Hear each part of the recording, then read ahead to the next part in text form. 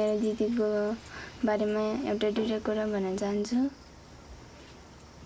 मेरो दिदी पढ्नमा एकदम मन गर्छ अनि साथीहरूसँग मिल्छ अनि हामीलाई पनि एकदमै माया गर्छ अनि यस्तो रमाइलो भयो भने उलाई खुसी हुन्छ अनि दिदी यसो साथीहरूसँग।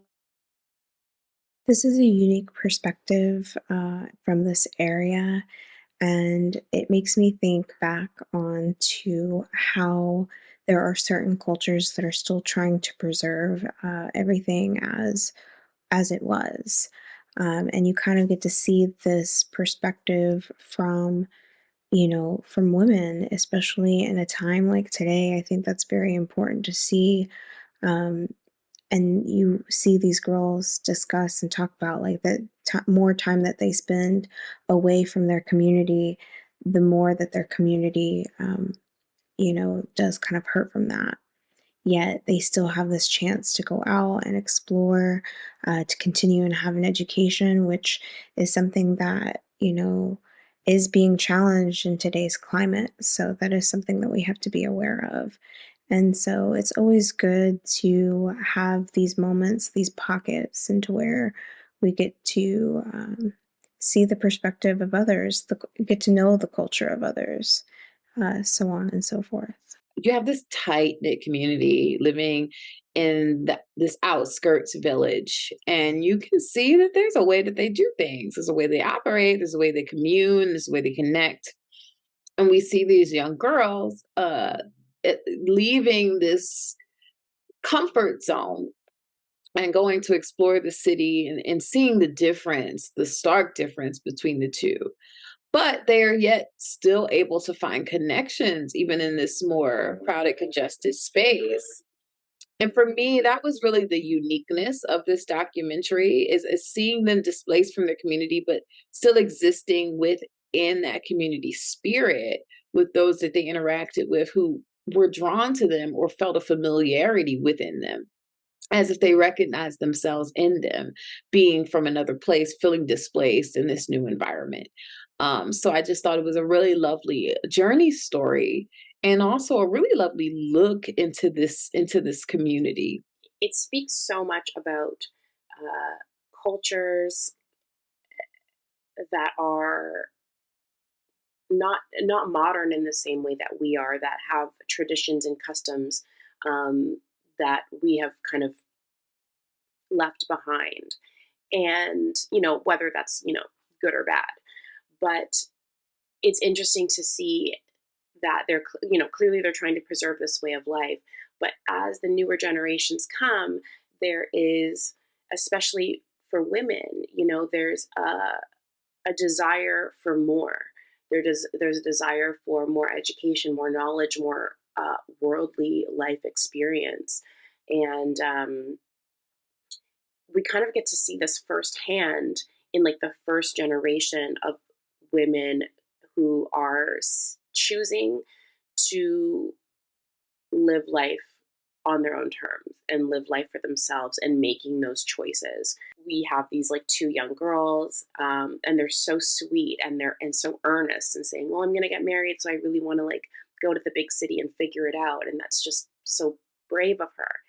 And we know that she's getting married, and she says that she's not scared and she's kind of putting on a brave face, but you can tell that there's some hesitancy to do that, that it's an arranged marriage, that she's not even going to meet her husband until they're at the altar or see his face. Yeah, and then there's that really powerful moment at the end where she turns to the camera and says, like, I'm gonna go live my life for me. And that's kind of like breaking that generational tradition. And I think it's important. It would be just as fine if she said, I'm going to do this because I want to do this, but I think it's about having that autonomy and having that independence to choose. And one other thing that I noticed was there was just such a strong sense of community and pride in their community. Even there was a woman that she met at the bus stop who gave them a place to stay and said, "Oh, I'm also from there." There was the girl at the dance class in Kathmandu and said, "Oh, you're from the countryside. Like, I knew it. Like, so am I." And so there's this pride of like, "Hey, look at us. We're doing it. We're out here in the world." So I like the stillness of the establishing shots. They do well to introduce the audience to the environment. Although no, not to the exact location, but the information is enough to decipher certain things, like socioeconomic status. I like how the subjects introduce themselves in the camera in the introduction. I think I've never seen anything like done that before. Um, um, I've never seen them. I think it's very creative that the way they do that. So the variety scenes are interesting because they're quite active in the sense that they don't feel like filter scenes, but scenes that make it feel like the audiences involved in the activities. I like how, as the title states, that the story is about people as a whole, and doesn't heavily rely on one subject, but gives a look into their culture, family dynamics, and lifestyle. I enjoyed seeing the two girls with their relationship, and the one who was about to get married, wanting to go off to Kathmandu and kind of see the world, so to speak. I love that she was curious and questioning, do I need to follow the norm here and just get married in an arranged marriage at such a young age and have kids right away? This was almost like, it didn't feel like a documentary in a way. It felt like a short film that was scripted. It was really well done. I loved the storyline of the girl. The kind of through line was the girl that was about to get married, and you weren't sure at one point, because I saw her face and she did not look happy during the day before kind of festivity with the family.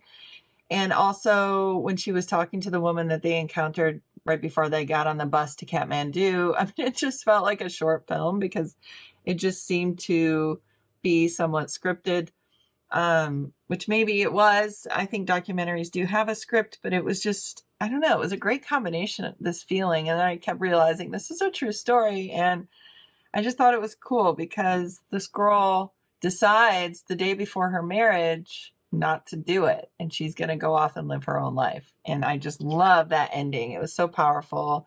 And there was so much good stuff too, just watching the day-to-day life of these people. It felt like a slice of life of this village and these relationships in this village. And it seemed like for the most part, they were all really happy. And what a beautiful countryside. So all of the cinematography and camera work I really liked.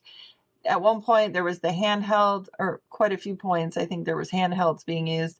And it just makes you feel like you're right there watching, like you're observing them right there, like you're part of their day. But again, I just love the last scene where she says, "I'm going to live my own life," right at the camera. I just thought it was so powerful. I like the way that this documentary was crafted, in that I like the choice to not really have narration or even intertitles or anything, and just let these people tell their own story. And then so that, like, almost a filmmaker kind of like fades into the background to an extent. And in doing that, it immersed me more into this culture, into this story, into these people and their life. You know what I mean? It definitely felt like fly on the wall type beat. And I think that was a great choice. A respectful choice, while also being like a great narrative choice as far as like holding the audience's attention. And kind of centering it around her journey to Kathmandu on the eve of her wedding kind of allows us to orient ourselves within this culture and the family, and get a really solid sense of like all her relationships, to the family and the wider culture itself. So it kind of helps give it a structure that takes us deeper into the themes and the issues, which works really well. But also brings us into her as a person, her own feelings of her upcoming marriage and like life in general, which sounds really interesting and quite moving. But then you also as well have like the journey from like the country into the city, which not only kind of changes your understanding of the culture itself, but also illuminates like this idea of like her world expanding when you have obviously this massive life changing event, which is a really, really clever trick. So I think the documentary uses narrative structure really well to help tell a story better. So it just seemed incredibly skillful to me. We are in 2023 with phones and internet and cars and planes and everything else. There's still communities around the globe that still live as they used to live hundreds and thousands of years ago. And I really like this kind of I like this story and how this story investigates on this community, and it shows us how they live, how they keep going every day, even though they live in a very different way from the rest of the world. And I really love to see these young girls that also had the chance to go out, experience the real world, and see things that they didn't have, all the things that they don't have there, especially when they are in this scene where they're having lunch and they start saying like, "Oh, we don't have that there, we don't have that," etc. I think it's very powerful and engaging. And then they come back and they use their experience to grow in life and to grow to help their community to keep going. Overall, I think it was a very well done documentary.